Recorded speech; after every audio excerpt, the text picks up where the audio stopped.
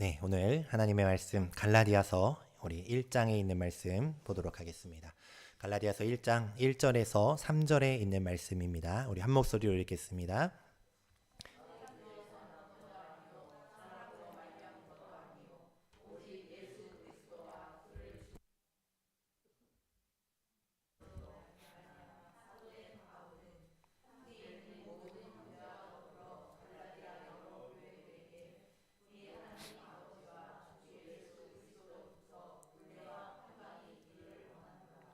아멘. 네, 오늘 예배를 조금 빨리 마치려고 합니다. 우리 행사가 있어서요. 한번 해보겠습니다. 네.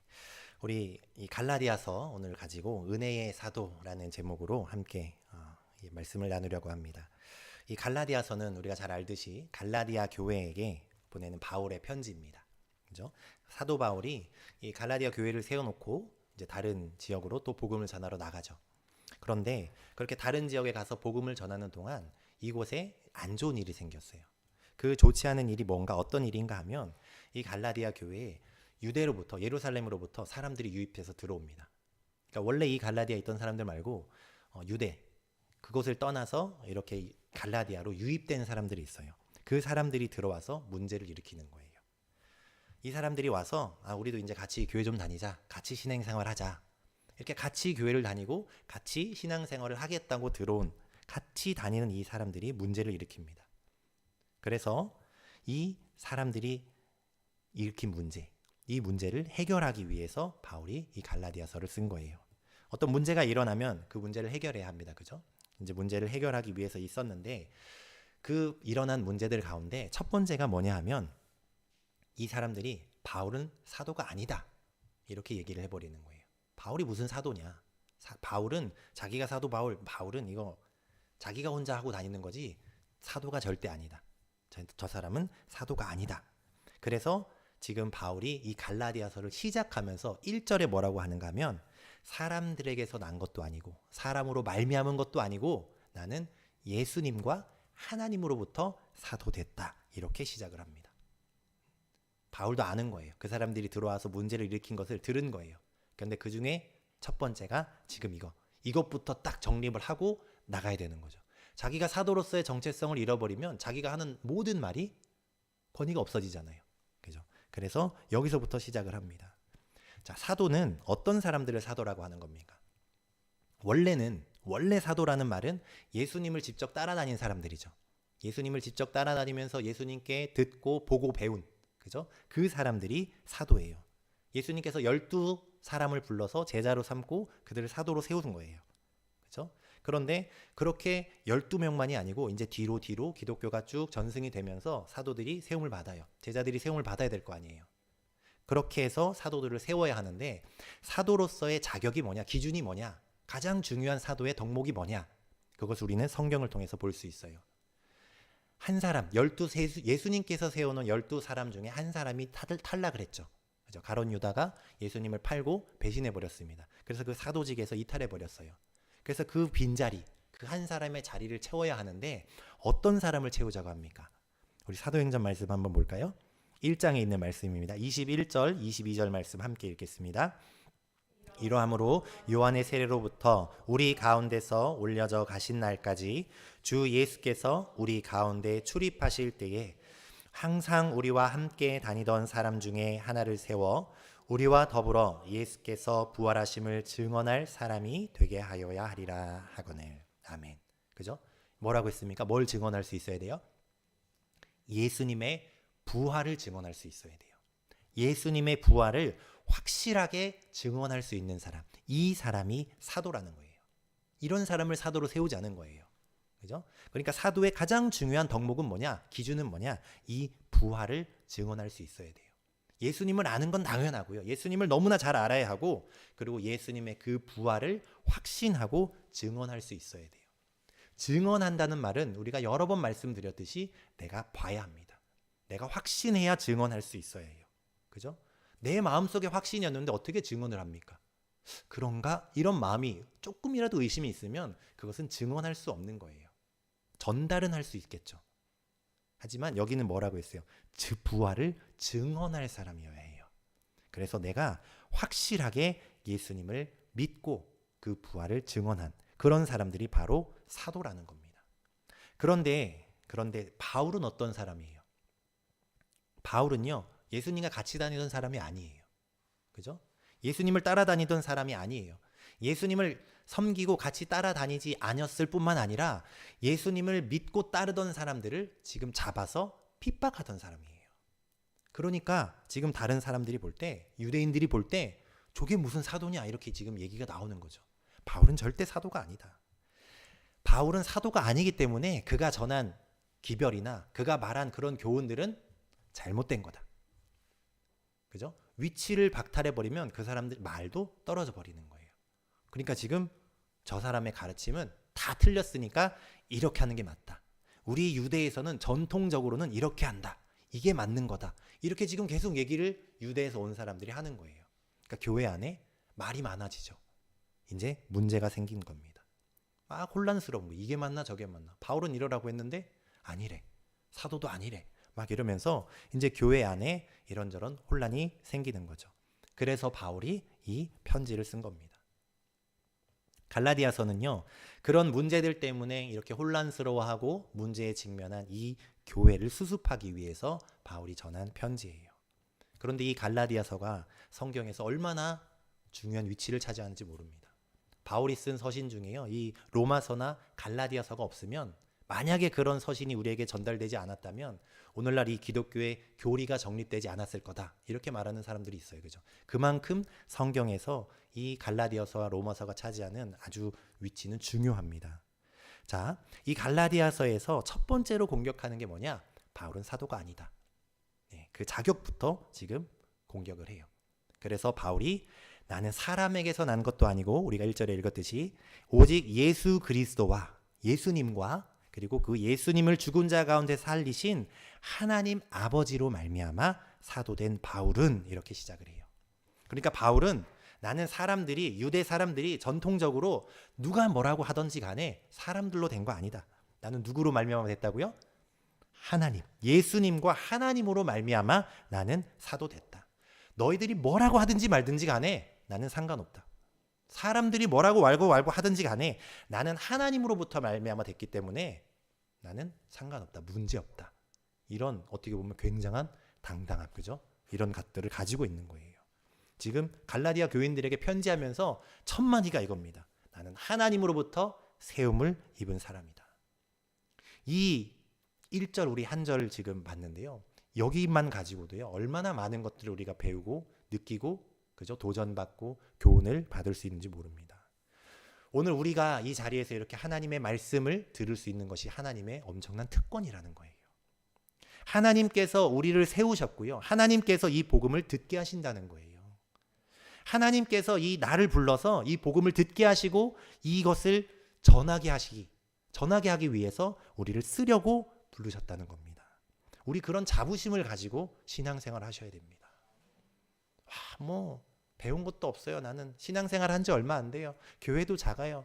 이게 아니에요. 하나님께서 나를 부르고 하나님께서 복음을 듣게 하셨다면 하나님께서 이거를 전하라고, 나를 쓰시려고 지금 계획하고 계셨다. 바울처럼 이런 당당함과 여러분 자부심을 갖는 여러분 되시기를 축복합니다. 다른 사람들이 나를 알아주지 아니할지라도요, 하나님 앞에서만큼은 나는 당당한 사도라는 거예요. 그죠? 바울이요, 갈라디아서에서만 이런 이야기를 한 게 아니에요. 바울의 서신서를 쭉 보면요, 거의 대부분 이런 얘기를 합니다. 사람으로 말미암은 거 아니다. 나는 하나님으로부터 된 사도다. 그리스도의 종이다. 이런 얘기들 굉장히 많이 써요. 그러니까 사람이 인정해주고 자격증 부여해주고 전통적으로 이런 거 아니다. 나는 하나님께 부름을 받았다는 거예요. 고린도전서에 보면요, 바울이 이런 말을 해요. 다른 사람에겐 사도가 아닐지라도 나는 너희들에게는 사도다. 그런 말을 하거든요. 그러니까 자기가 사도라는 증거가 바로 너희들이라는 거예요. 너희들이 지금 예수님을 믿고 너희들이 교회에 나오고 너희들이 신앙생활을 한다는 것 자체가 내가 사도됐다는 증거다. 니들이 그 증인이다. 이 정도로 당당하고 떳떳하게 바울은 이야기를 하고 다닙니다. 여러분, 이런 자부심과 당당함을 가지고 우리 이제 복음의 일을 해야 할 줄 믿습니다. 자, 우리 아까 사도행전에서요, 사도로 뽑을 때 무엇을 증언할 사람이라고 했습니까? 부활을 증언할 사람, 그죠? 예수 그리스도와 그 부활을 증언할 사람을 뽑았다고 했어요. 그런 사람이 사도로 세움을 받을 자격이 있다는 거예요. 부활을 증언하기 위해서 이렇게 세웠다. 이것은 굉장히 큰 여기에 또 숨은 의미가 있습니다. 우리가 예수님께서 살아나신 것을 믿는다고 말은 합니다. 모든 사람들이요, 예수님이 살아났어 이렇게 이야기를 해요. 그런데 예수님이 살아나신 게요, 그냥 살아나신 게 아니에요. 예수님 왜 살아나셨습니까? 우리 성경 한번 볼까요? 로마서 4장 25절 말씀 한번 보겠습니다. 함께 읽습니다. 예수는 우리가 범죄한 것 때문에 내줌이 되고 또한 우리를 의롭다 하시기 위하여 살아나셨느니라. 아멘. 예수님께서 무엇 하기 위해서 살아나셨다고요? 우리를 의롭다 하시기 위해서 살아나셨다는 거예요. 자, 그렇다면 예수님께서 살아나셨다면 우리 어떻게 됐습니까? 의롭게 돼야죠. 의롭게 되기 위해서 살아나셨다고 했는데 예수님이 살아나셨다는 것을 믿는다면 우리가 의롭게 됐다는 걸 믿어야 하는 거예요. 그죠? 지금 성경의 말씀을 보고 논리적으로 가면 그게 맞잖아요. 그죠? 그러니까 예수님께서 살아나셨다. 예수님의 부활을 증언한다는 것은 무슨 말이에요? 나는 의인이다. 그죠? 나는 의로운 사람이다. 이 확신과 이 믿음이 있어야 지금 그것을 증언할 수 있는 거예요. 내가 아직도 죄인 되었습니다. 나도 아직도 잘못이 많아서요. 이런 사람은요, 지금 예수님의 부활을 증언할 자격이 없는 거예요. 우리를 의롭다 하기 위해서 지금 예수님께서 살아나셨다고 했잖아요. 그럼 예수님의 부활을 증언하는 사람은요, 나는 의인이야. 그렇기 때문에 나는 구원에 참여해. 하늘에 갈 수 있어. 이 확신이 있는 사람이어야 한다는 거예요. 아직도 그런 확신도 없이 와, 내가 이렇게 해서 천국 갈 수 있나? 내가 지금 잘하고 있나? 잘못하는 거 아닌가? 이렇게 지금 의심하고 불안에 떠는 사람은요, 사도로서의 자격이 없다는 말이에요. 사도로서의 기준과 덕목은 뭐냐? 예수님의 부활을 확실하게 증언할 수 있어야 합니다. 예수님께서 살아나셨다면 우리도 살아난다는 거예요. 예수님의 부활은 우리의 부활을 보여주는 본보기잖아요. 그죠? 예수님이 살아나신 것은 죄인이 아니기 때문에 살아나셨어요. 그죠? 죄인이 아니신 분이에요. 근데 왜 죽으셨습니까? 우리의 죄 때문에 내줌이 됐다 그랬어요. 그죠? 또 의롭다 하기 위해서 살아나셨다는 거예요. 그렇다면 나도 이제 죄인이 아니라는 거죠. 이것을 확신해야 부활을 증언할 수 있고 이것을 확실히 믿어야 우리가 사도로서 자격이 있다는 겁니다. 여러분 믿으십니까?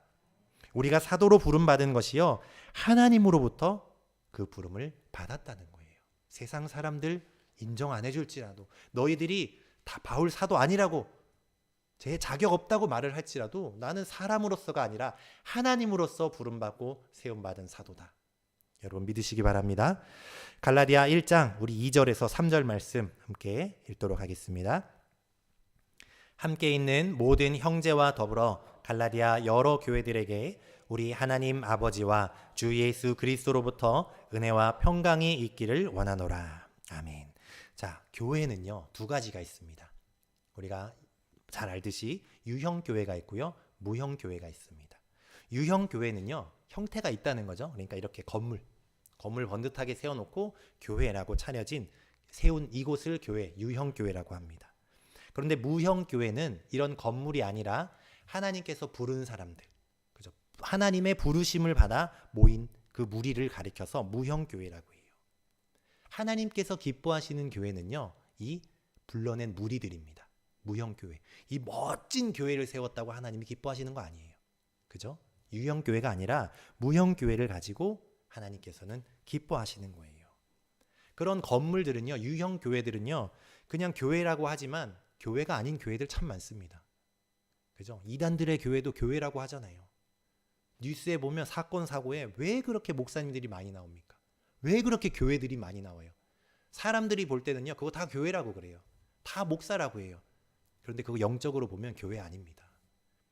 하나님의 부르심을 받은 하나님의 무리가 하나도 없는 그런 유형 교회라고 할지라도 사람들은 교회라고 해요. 그런데 그런 거 교회가 아니라는 거예요.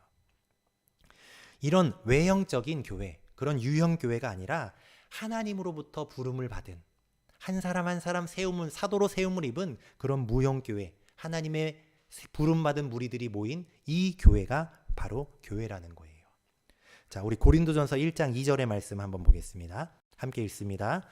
고린도에 있는 하나님의 교회 곧 그리스도 예수 안에서 거룩하여지고 성도라 부르심을 입은 자들과 또 각처에서 우리의 주 곧 그들과 우리의 주 되신 예수 그리스도의 이름을 부르는 모든 자들에게. 아멘. 자, 여기 하나님의 교회. 교회는 곧 뭐라고요? 예수 안에서 거룩하여지고 성도라 부르심을 입은 자들이라 했습니다. 교회는요, 거룩해진 사람이에요. 거룩해져야 해요. 그런데 아직도 신앙생활 하면서 거룩해지려고 부단히 애를 쓰는 사람들은 교회가 아니라는 거예요. 거룩한 사람이어야만 교회라고 부르는 거예요. 하나님의 무형교회. 교회 안에서 뭐라고 합니까? 성도님, 성도님 그러잖아요. 그죠? 성도가 무슨 뜻이에요? 거룩한 백성, 거룩한 무리라는 말이에요. 그죠? 교회 안에는요, 거룩해지려고, 거룩하게 되려고 하는 사람들이 있고요, 거룩하게 된 사람들이 있습니다. 거룩하게 되려고 하는 사람들은 어떤 사람들입니까? 내가 열심히 해서, 내가 노력해서, 내가 애쓰고 힘써서 거룩하게 돼야 천국 간다. 이렇게 믿는 사람들이에요. 그런데 반면에 거룩해진 사람들은 어떤 사람들이에요? 나는 예수님으로 말미암아 이제 거룩하게 됐다. 이것이 믿어지는 사람, 이것이 확신할 수 있는 사람, 이 사람들은요, 거룩하게 된 사람들입니다. 그래서 교회는 어떤 곳이냐? 거룩해지려고 하는 사람들이 아니라 거룩하게 된 사람들, 그런 사람들이 모인 곳이 바로 교회라는 거예요. 거룩해졌습니다. 여기도 뭐라고 했어요? 하나님의 교회 곧 그리스도 예수 안에서 거룩하여지고, 그죠? 거룩해졌다고 말씀했잖아요. 거룩해졌기 때문에 성도라고 부르는 거죠. 거룩해지지 않았다면 성도라고 어떻게 부릅니까? 교회를 다니고 있는 사람들, 교회 안의 사람들은 이렇게 거룩해지려고 하는 사람, 그리고 거룩해진 사람들로 나눌 수 있다는 거예요. 앞에 있는 사람들은요, 그냥 일반 교인이라고 부르는 거고요, 뒤에 있는 사람은 성도라고 부를 수 있는 거예요. 성경의 다른 표현으로 뭐라고 했습니까? 쭉정이와 알곡을 이야기합니다. 그렇죠? 이렇게 예수 그리스도 안에서, 하나님의 교회 곧 그리스도 예수 안에서 거룩해지고 성도라고 부르심을 입은 자들, 이 자들이 교회라는 겁니다. 자, 이렇게 교회들에게 뭐가 있기를 원하노라 그랬습니까? 하나님 아버지와 예수 그리스도를 쫓아 은혜와 평강이 있기를 원하노라. 이렇게 바울이 이야기를 합니다. 은혜와 평강이 있기를 원하노라. 은혜라는 말도요, 우리가 잘 깨달아야 합니다. 교회 안에서요, 뭐만 하면 참 은혜 이런 표현 굉장히 많이 써요. 우리 세상에서는, 학교에서 민준아 그런 표현 쓰니? 참 은혜야 이런 말 안 쓰죠. 일상 생활에서는요, 은혜입니다. 뭐 회사에서 모든 것이 은혜, 이런 말 쓰면 쟤 좀 이상해 이럴 거예요. 근데 교회 안에만 오면요, 은혜죠. 뭐만 하면 은혜죠. 그죠? 그런 표현을 굉장히 많이 씁니다. 그냥 자기의 겸손을 드러내는 어떤 그냥 인사치레로도 많이 쓰고요. 그냥 교회 안에서는 뭐만 하면 은혜래요. 근데 이 은혜의 개념을 좀 우리가 분명하게 깨닫고 잘 잡고 있어야 합니다. 그렇지 않으면 그냥 아무 생각 없이 모든 것에 은혜라고 해요. 뭐 이렇게 집회, 외부 강사 초청해서 집회하는데 강사님이 엄청 웃겼어요. 그럼 나가면서 뭐라 그래요? 은혜 받았대요. 재밌었잖아요, 그거는. 또 다른 강사가 와서요, 막 자기 옛날 간증하면서요, 막 감동이 되고 막 엉엉 울었어요. 은혜 받았대요. 이게 뭐가 은혜인지를 우리가 분명하게, 정확하게 우리는 붙잡고 있어야 합니다. 그렇게 막 실컷 웃고 실컷 울었다고 은혜 받는다고 하면, 우리 요즘 TV 보면서, 그죠? 얼마나 요즘 잘 만듭니까? 드라마고 영화고. 막 울기도 하고 웃기도 하잖아요. 재밌는 영화 한 편 보고 나오면서 극장에서 은혜 받았다고 해야 되는 거랑 똑같은 거예요. 그죠? 은혜란 뭡니까, 여러분? 은혜는 우리가 잘 알듯이 하나님께서 거저 주시는 것, 공짜로 주시는 것, 그것이 은혜예요. 뭐를 거저로 주셨습니까? 무엇을 거저 주셨어요? 우리 한번 볼까요? 자, 에베소서 1장 3절에서 6절 말씀 한번 보겠습니다. 우리 한 목소리로 읽겠습니다. 찬송하리로다. 하나님 곧 우리 주 예수 그리스도의 아버지께서 그리스도 안에서 하늘에 속한 모든 신령한 복을 우리에게 주시되, 곧 창세 전에 그리스도 안에서 우리를 택하사 우리로 사랑 안에서 그 앞에 거룩하고 흠이 없게 하시려고 그 기쁘신 뜻대로 우리를 예정하사 예수 그리스도로 말미암아 자기의 아들들이 되게 하셨으니 이는 그가 사랑하시는 자 안에서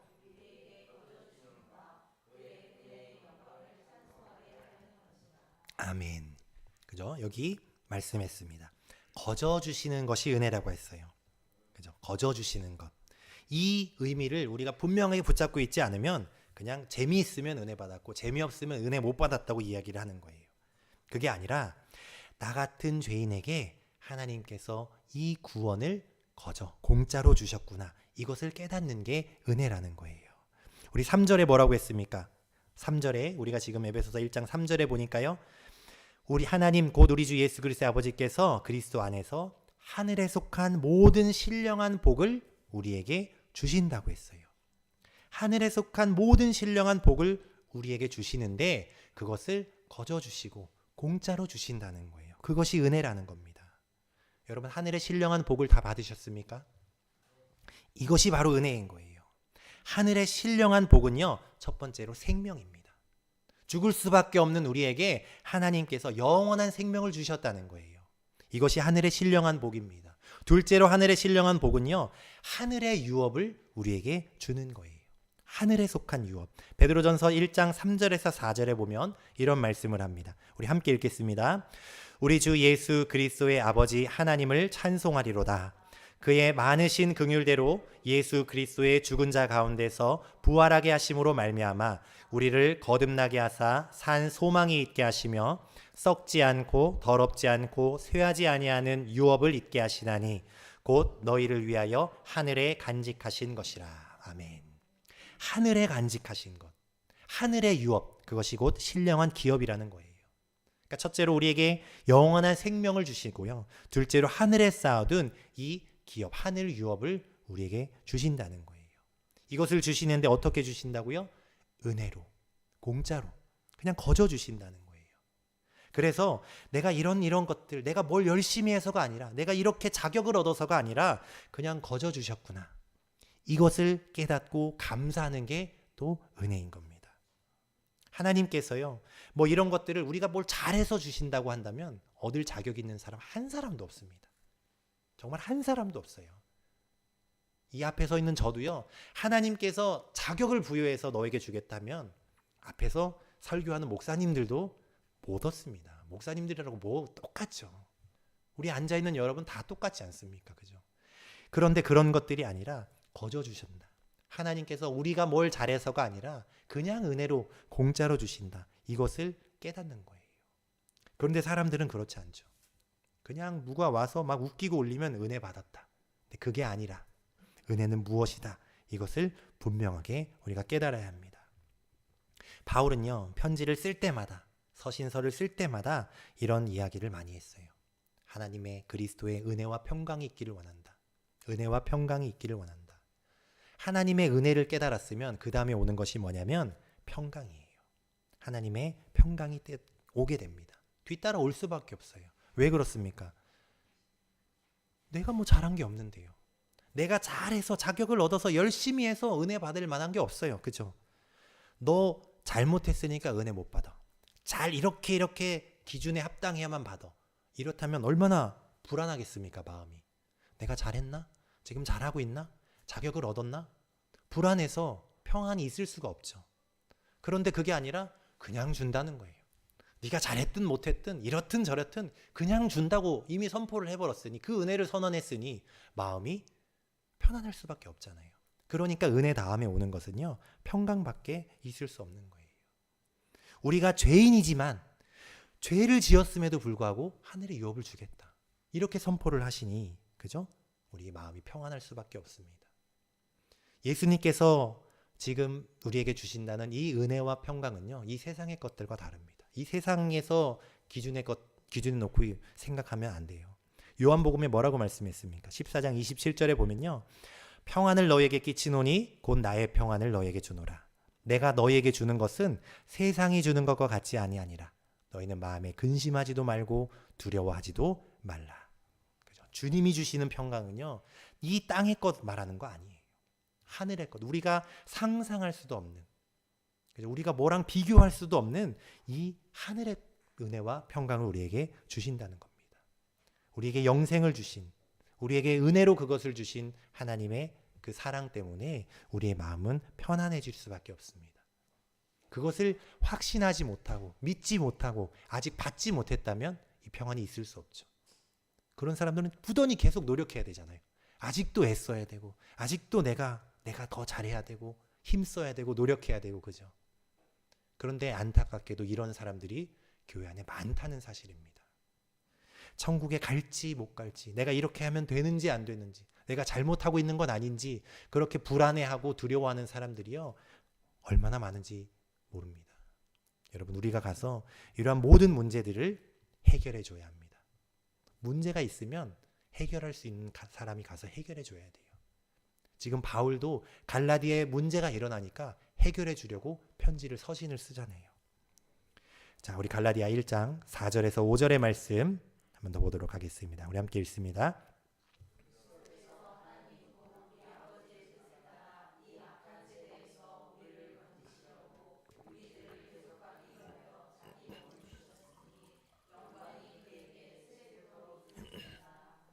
아멘. 자, 그리스도께서, 예수님께서 하나님의 뜻을 따라서 이 세상에 왔는데 이 악한 세대에 와서 우리를 건지시려고 자기의 몸을 들이셨다고 그랬어요. 예수님을 믿으면 그냥 전부 건져준다고 했어요. 그죠? 내 죄 때문에, 우리의 죄 때문에 십자가에 달리시고 우리를 그냥 구원해 주신다는 겁니다. 우리가 읽은 이 4절, 갈라디아 4절에 있는 말씀은요, 갈라디아서 전체에 흐르는 그런 어떤 핵심적인 내용과 이렇게 통한다고 볼 수 있습니다. 4절의 말씀은 뭐냐면 그리스도인들은 이래야 한다는 거예요. 예수님을 믿는 그리스도인들이라면 이래야 한다는 거예요. 다시 한번 볼까요? 뭐라고 했습니까? 그리스도인이라면 죄와 저주가 지배하는 이 율법의 시대에서 벗어나야 하고, 거기에 벗어나서 은혜와 평강이 지배하는 믿음의 시대, 그 믿음의 시대에 살고 있는 존재가 되어만 한다. 지금 이 얘기를 하고 있는 거예요. 그죠? 그리스도께서 자기의 몸을 바쳐서 우리를 건지신 것은 하나님의 뜻이라는 겁니다. 하나님께서 그렇게 원하셨다는 거예요. 하나님의 뜻을 따라 우리는, 여러분, 건짐을 받았습니다. 이 악한 세대에서 우리를 건진다는 게 무슨 말입니까? 이 세상에서 우리를 도피시키고 분리시킨 버린다, 이런 말이 아니에요. 우리 육신을 가지고 이 세상에서 살고 있잖아요. 이 세상에서 그냥 지금도 계속 살고 있는데 여기서 분리시킨다, 무슨 말입니까? 여기서 건진다, 이 말은 무슨 말입니까? 여기서 단절시킨다는 말이 아니죠. 그죠? 지금 이 세상을 지배하고 있는 이 죄악의 세력으로부터 우리를 해방시키고 자유를 주시겠다는 말씀이에요. 그래서 그리스도를 믿는 우리에게는요, 이제 이 낡은 시대, 이 옛날에 그런 죄악의 낡은 시대는요, 끝장난 거예요. 그리고 우리에게는, 그리스도인들에게는 새 시대가 도래한 겁니다. 그런 율법의 구속에서 해방돼서 새 시대의 자녀, 믿음의 자녀가 다 된 줄 여러분 믿습니다. 주님께서 주시는 이런 은혜와 평강, 그런 자유를 누리는 여러분이 되시기를 여러분 바랍니다. 하나님께서 우리에게 자유를 주셨어요. 그 자유를 누리면서 이제 이 자유를 함께 나눠야 합니다. 만나는 사람마다 은혜가 뭔지, 이 은혜를 전하고 함께 그 은혜와 은혜에 기뻐할 수 있는 그런 사도가 되어야 돼요. 세상에서 우리에게 자격을 부여하지 않을지라도, 자격을 부여하지 않을 뿐만 아니라 제 자격 없다고 비난할지라도, 바울은 뭐라 했습니까? 너희들이 뭐라 할지라도 나는 하나님께서 부르신, 하나님께서 세우신 사도다. 그런 당당함을 가지고 우리가 복음을 듣고 복음을 가졌다면 이제 그 복음을, 그 은혜를 나만 누리는 것이 아니라 함께 누리고 나누는 사도의 역할을 감당해야 하는 겁니다. 올해 믿음으로 전진하는 교회라는 표어를 세우고요, 참 많은 일들을 하려고 합니다. 힘들죠. 많은 사람들이 애를 쓰고 있습니다.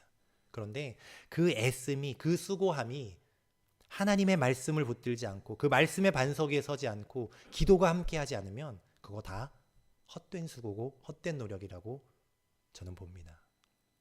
정말 어린이 주일, 오늘 어버이 주일, 저희 동기들도 많을 거 아닙니까? 그죠? 전국에 흩어져 있는 동기들이요, 그 요즘 핸드폰 하나면 다 만날 수 있잖아요. 인터넷으로 페이스북에 어디에 막 올라옵니다. 막 정말 크게 행사하고요. 막 전교인이 다 달라붙어서 정말 뭐 그럴듯한 행사를 하는 교회들도 많습니다.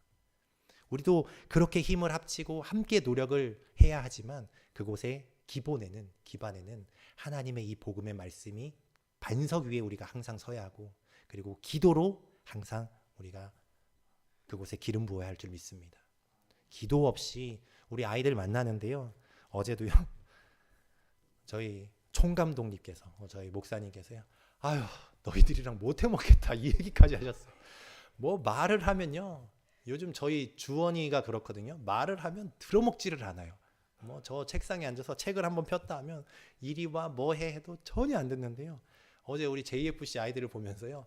와, 우리 주원이는 그래도 낫네 이런 저도 생각을 뭐 시합장에 오면서 뭐 스타킹이 없네, 축구화가 다 떨어졌네, 뭐 아대가 없네, 뭐 유니폼도 안 가져오고 난리에 난리. 뭐 챙겨오지도 않고 몸 풀지 마. 너희들 조금 너무 시간이 기니까 좀 쉬었다가 들어가. 그래도 다른 애는 교체 선수라도 많잖아요.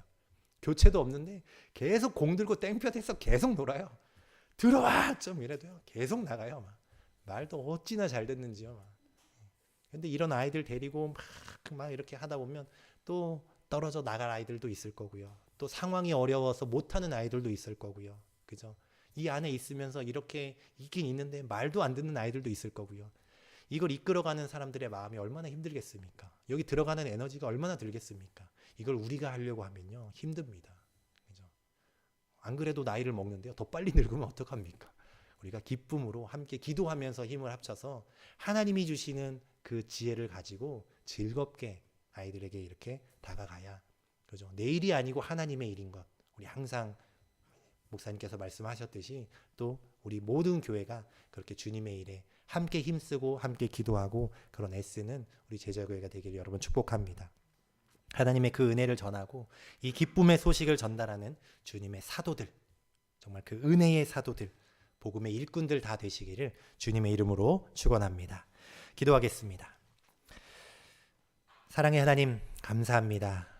우리에게 말로 형용할 수 없는 커다란 사랑과 은혜를 베풀어 주시고 하나님의 자녀 삼아 주신 그 한량없는 은혜에 하나님 우리가 감사하며 평생을 감사하며 하나님 주님 품으로 돌아가는 우리의 삶이 될 수 있도록 축복하여 주시옵소서.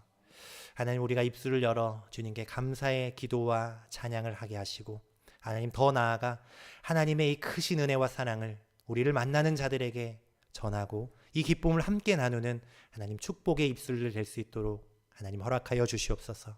우리의 삶 가운데 주님의 일을 우리의 마음 쓰고 힘쓰고 애쓰는 그런 귀한 축복의 삶을 살아가는 우리 인생이 될 수 있도록 하나님 우리 한 사람 한 사람 붙들어 주시고 하나님 자녀 삼아 주시옵소서. 감사드리며 고마우신 예수님 이름으로 기도드렸습니다.